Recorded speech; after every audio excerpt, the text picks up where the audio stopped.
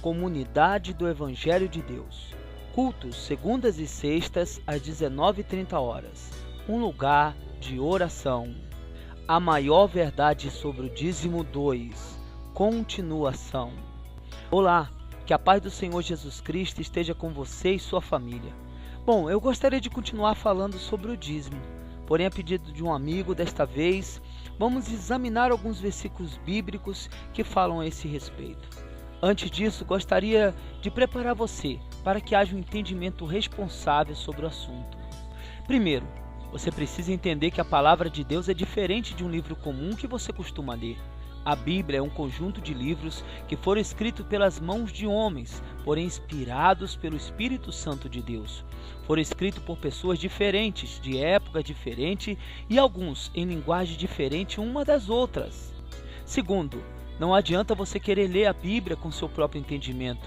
Você precisa desejar entender o que a Bíblia diz e precisa ter temor de Deus para compreender o que está escrito.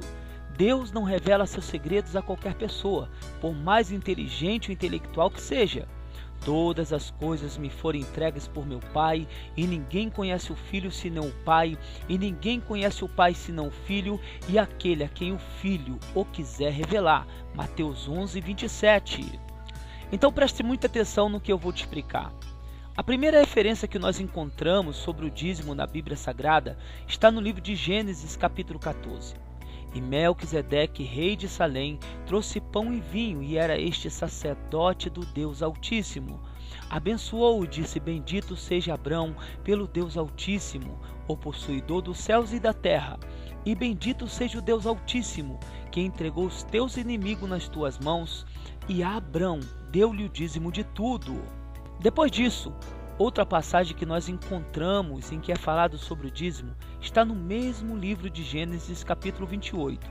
E Jacó fez um voto dizendo: Se Deus for comigo e me guardar nesta viagem que faço, e me der pão para comer e vestes para vestir, e eu em paz tornar a casa de meu pai, o Senhor me será por Deus.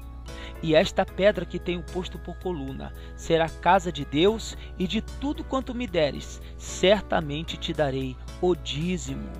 Depois disso, você vai encontrar sobre o assunto a partir da instituição da Igreja de Deus no deserto, através de Moisés, ao mesmo tempo em que é produzida a constituição da mais nova nação da época, ou seja, as leis que seriam entregues para aquele povo para manter a ordem e a decência.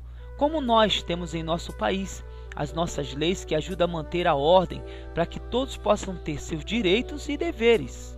Ali naquele deserto foi criado ao mesmo tempo o governo político e o governo religioso, que funcionavam juntos, até o dia em que o povo se corrompeu e separou-se esses dois governos.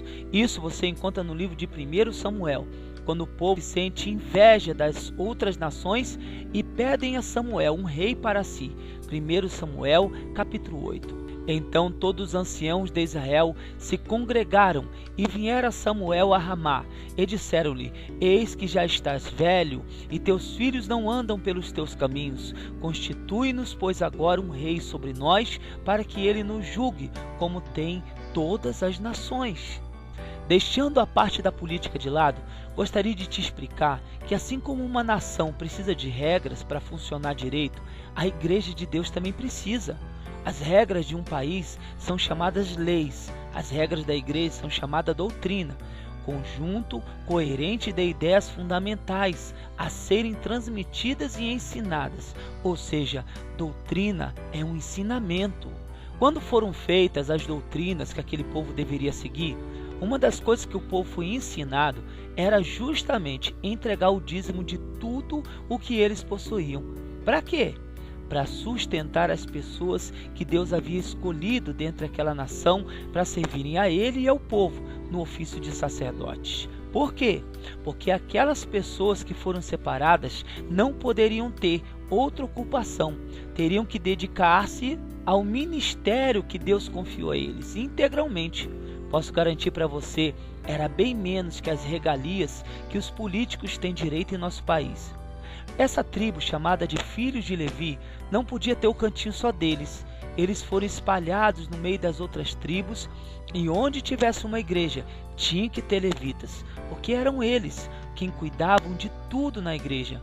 Então, os dízimos era para garantir que essas pessoas não iam ter necessidade de nada.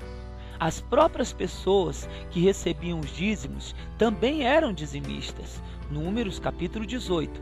Também falarás aos levitas e dize-lhes: quando receberdes os dízimos dos filhos de Israel, que eu deles vos tenho dado por vossa herança, deles oferecereis uma oferta alçada ao Senhor, os dízimos dos dízimos. Como você viu, o dízimo foi inserido na doutrina da Igreja de Deus com um objetivo especial. O dízimo veio antes da lei. Foi uma prática mencionada na Bíblia, feita pelo patriarca Abraão, quando era chamado Abrão, imitado por seu neto Jacó, que logo depois passou a ser chamado de Israel. Gênesis capítulo 32.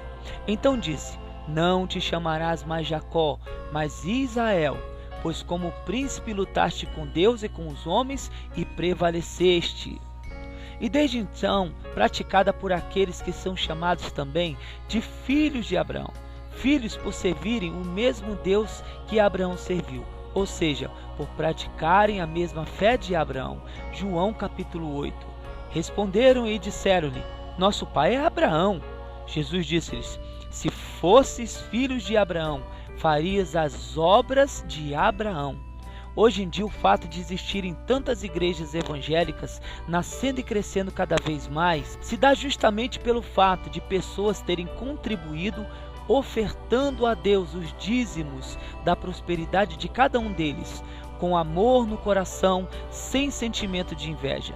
Tanto ricos como aqueles mais pobrezinhos, que às vezes não têm nenhuma bicicleta para irem para a igreja, passam apertado todos os dias, se contentam com a roupinha velha, se alegram com arroz e feijão. Mas uma coisa é certa: eles sabem que são filhos de Abraão e um dia vão estar sentados no reino de Deus à mesa com Abraão, Isaque e Jacó, na presença de Jesus Cristo, nosso Salvador. Mateus capítulo 8. Mas eu vos digo que muitos virão do Oriente e do Ocidente e assentar-se-ão à mesa com Abraão e Isaque e Jacó no reino dos céus. E sei que as pessoas não estão nem um pouquinho preocupadas com a falsa misericórdia daqueles que citam as pessoas pobres para dizerem que é errado dar o dízimo. No próximo estudo vamos continuar falando sobre Abraão e Melquisedeque. E por que Melquisedeque era o próprio Jesus? Vou explicar também por que um crente que não é dizimista pode perder sua salvação. Vou mostrar para você que Satanás tem usado pessoas egoístas e malignas para enganar e roubar pessoas que são novas na fé.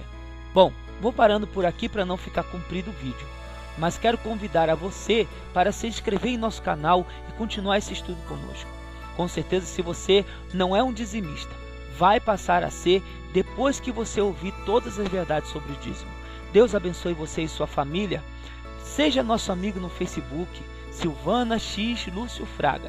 Até a próxima, em nome de Jesus.